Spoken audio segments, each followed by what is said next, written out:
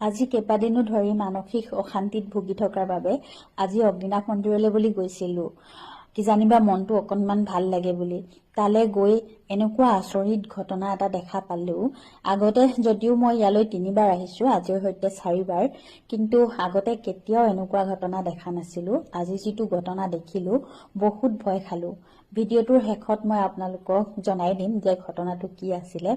আৰু আজি প্ৰথমৰ পৰাই মোৰ মনটো একেবাৰে ভাল লাগি থকা নাছিলে। যেতিয়া মন্দিৰৰ গেটৰ ভিতৰলৈ সোমাই গৈছিলোঁ তেতিয়াই মোৰ একেবাৰে গাটো শিয়ৰি উঠিছিলে আৰু মোৰ মনৰ অনুভৱটো বহুত বেলেগ ধৰণৰ আছিলে। আপোনালোকক বুজাব নোৱাৰিম। ভয় বুলিয়েই ক'ম নে ভক্তি বুলিয়েই ক'ম, একো মই বুজাব পৰা নাই। প্ৰথমতে গৈ ৰাজহুৱা বন্তিগছিত প্ৰথমতে তেল ঢালি ললোঁ। তাৰপিছতে নন্দীদেৱৰ আগতো সকলো সমস্যাৰ কথা মই খুলি গলোঁ।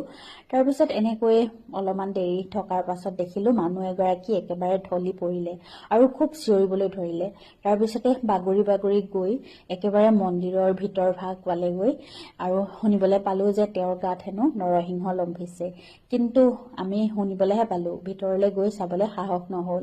গাটো বহুত কঁপিবলৈ ধৰিলে, বহুত ভয় লাগিলে, সেইকাৰণে ভিতৰলৈ গৈ নাচালোঁ। কিন্তু অলপমান দেৰি থকাৰ পাছতে দেখিলোঁ আকৌ এজন মানুহ একেবাৰে ঢলি পৰিলে ফিট হৈ পেলাই। তেওঁ কিন্তু হাই প্ৰেছাৰ থকা যেন লাগিলে। তেওঁ বহুত কষ্টও পালে, একদম পকাত জোৰে মূৰটো দি পেলাই পৰিছে। আমি কেৱল চিঞৰিবহে পাৰিছোঁ, মানুহজনক ৰক্ষা কৰা প্ৰভু, ৰক্ষা কৰা বুলি। আৰু এয়া দেখিছে মানুহজনক মই আপোনালোকক শেষত এয়া ভিডিঅ'টো দেখুৱাই দিছোঁ।